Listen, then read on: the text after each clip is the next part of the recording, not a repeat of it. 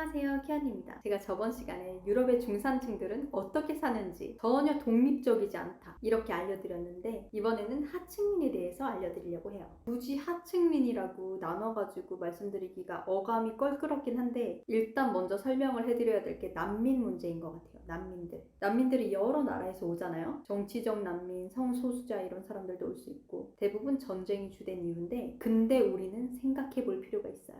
난민으로 오는 사람들이 정말로 가난한 사람들일까? 아니요. 아닐걸요. 그 나라에서 어느 정도 사는 사람들이 와요. 중상류층이요. 극상류층들은 이미 자녀를 어릴 때부터 유학을 보내가지고 빼돌렸어요. 그리고 그 자녀들은 이미 국적이 그 나라 사람이 아니야. 그러니까 중상류층들이 난민으로 들어온다고 볼 수 있어요. 진짜로 못 사는 사람들은 난민으로 못 와요. 브로커한테 돈을 줘야 되는데 그 돈이 없는 거야. 그래서 국경을 못 넘어, 돈이 없어서. 그러니까 그 나라에 남아있는 거예요. 탈출을 못한 거지. 그러니까 뭐야? 난민들은 그 나라에서 좀 떵떵거리면서 살던 잘 나가던 애들이 오는 거예요. 뭐 우리나라로 치면은 대기업 간부 자제들, 고위 공무원 자제들, 그 정도 수준이에요. 아무튼 이 사람들이 난민 자격으로 해서 유럽에 왔어. 그러면 이 사람들이 행복해야 될 거 아니에요. 그래, 처음에는 행복해. 아프가니스탄에 살다가 독일에 가봐. 파키스탄에 살다가 영국에 가봐. 얼마나 행복하겠어. 근데 시간이 지날수록 폐쇄적인 사회 분위기, 사회 시스템, 수많은 인종차별들, 이런 것들 때문에 나라를 점점 싫어하게 돼요. 생각해봐요. 자기네 나라에선 완전 공주님이었어. 고개를 빳빳하게 들고 다니면서 떵떵거리면서 이렇게 살던 사람들이 갑자기 맨날 인종차별을 당해봐요. 불합리한 상황을 정말 자주 마주치게 되고 싫어할 수밖에 없지. 얘네도 이해가 돼요. 근데 표면적으로는 유럽을 너무 좋아해. 그 나라에 너무 살고 싶어해. 왜일까? 그냥 자기 나라에서 탈출하고 싶었을 뿐이에요. 예를 들어서 알제리, 모로코 이런 애들이 프랑스에 왔어. 그들의 꿈은 프랑스에 사는 건데, 문제는 그들이 속으로 프랑스를 혐오한다는 거죠.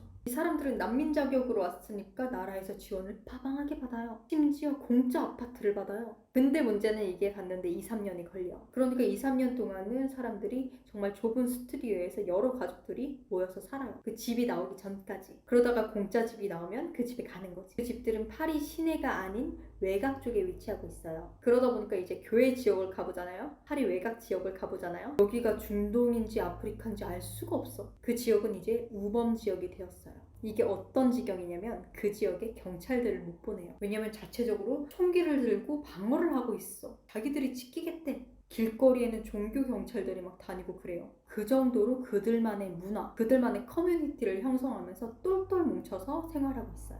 그리고 그들은 프랑스를 혐오해요. 이게 이렇게 되는 거예요. 맨 처음 1세대가 왔어. 차별을 당해. 2세대가 그걸 봤네. 그리고 2세대도 똑같이 차별을 당해. 경험치가 쌓였지. 3세대가 되었어.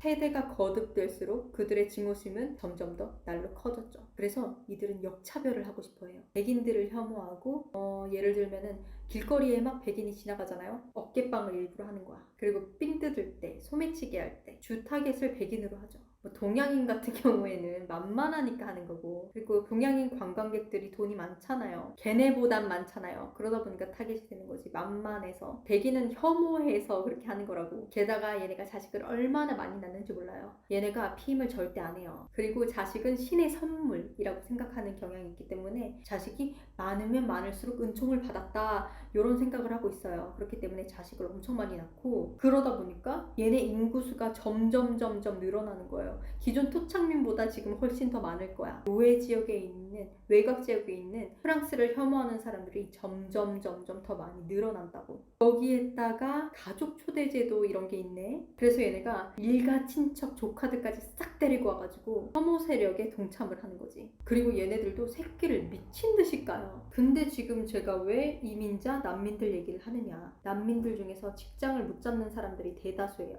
왜냐면 제가 이 이유를 전에 영상으로 말씀드린 적이 있는데, 유럽은 사회 계층 이동을 못하도록 알게 모르게 바리케이트를 쳐서 막아놨어요. 그게 뭐냐면 학력이에요. 우리나라도 이걸 점점 따라가고 있는 것 같은데, 뭐 옛날에는 고졸이라도 고시를 봐서 판검사가 될 수 있었고, 외무고시를 봐서 외교관이 될 수 있었잖아요. 근데 지금은 어때? 로스쿨을 나와야 돼요. 그런 것처럼 우리나라도 거의 유럽화가 되고 있는 것 같은데, 아무튼 유럽에서는 대학 가는 건 되게 쉬워요. 졸업은 좀 어렵지만 학비도 엄청 싸단 말이에요. 그래서 대학교를 졸업했다고 특별한 메리트가 없어요. 그냥 대학교를 졸업했으면 우리나라로 치면은 고졸이다 요 정도 수준이거든요. 정말 개나 소나 다 나오는 거라서. 그리고 나서 가야 될 게 대학원, 비즈니스 스쿨이 있어요. 경영대학원. 이 사립대학원을 나와야 취직이 자유로워요. 자, 그럼 이 비싼 학비를 내고 시간을 투자해서 대학원을 졸업할 수 있는 사람들은 어떤 사람들일까요? 기존의 토착민이었던 프랑스 그 백인들일까요? 아니면 난민들일까요?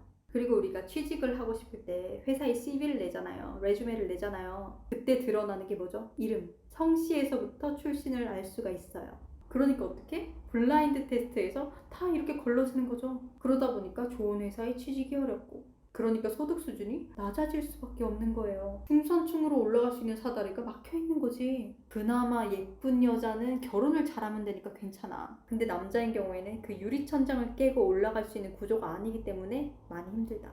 뭐 유일한 길이라고 하면 스포츠 스타가 된다든지 셀러브리티가 된다든지 뭐 틱톡 스타, 유튜버 이런 것들 있잖아요. 많은 수익원으로 그 유리천장을 돈으로 깰 수가 있는 거죠. 자, 독립의 경우 하층민이 독립을 하고 싶어. 나 이제 성인이야. 나도 나가서 혼자 살고 싶어. 얘네도 할 수 있어요. No problem이야. 왜? 프랑스에는 까프라는 제도가 있어요. 학생일 경우에 나라에서 주택 보조금이 나와요. 그래서 돈을 얼마 안 내고 월세를 낼 수가 있다. 그래서 자기가 알바를 해서 충분히 월세를 충당을 할 수가 있는 거죠. 영국 같은 경우에는 또 달라요. 제가 아이리시 친구가 있는데 걔가 30대 후반이거든요. 근데 아직도 부모님이랑 같이 살고 있어.